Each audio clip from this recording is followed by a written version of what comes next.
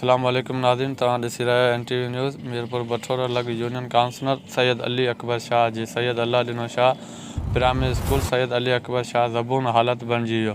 छितिज मां चापड़ किरण लॻा, मासूम ॿारनि जूं ज़िंदगियूं ख़तरे हेठि, जॾहिं त स्कूल मुकमल तौर ते बुनियादी सहूलियतुनि खां महरूम बणियल। स्कूल में फर्नीचर, बाथरूम, बिजली, चार दीवारी समेत स्कूल सभिनी सहूलियतुनि खां वांझियल आहे।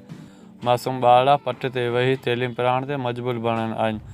हुन सिलसिले में ॻोठाणनि लतीफ़ अकबर शाह, अता हुसैन शाह, हेड मास्टर अब्दुल अज़ीज़ सोलंकी, शहज़ाद अकबर ऐं ॿियनि जो चवणु आहे त हिते स्कूल जी छित ऐं भितियूं कमज़ोर बणियल आहिनि। हिननि वॾे वज़ीर सैयद मुराद अली खां मुतालबो कयो आहे त नोटिस वठी स्कूल जी नई बिल्डिंग ऐं स्कूल खे ॿियूं बुनियादी सहूलियतूं मुहैया करे ॾिनियूं। Reporter Nazar Ali Memon NTV news Mirpur बठورو।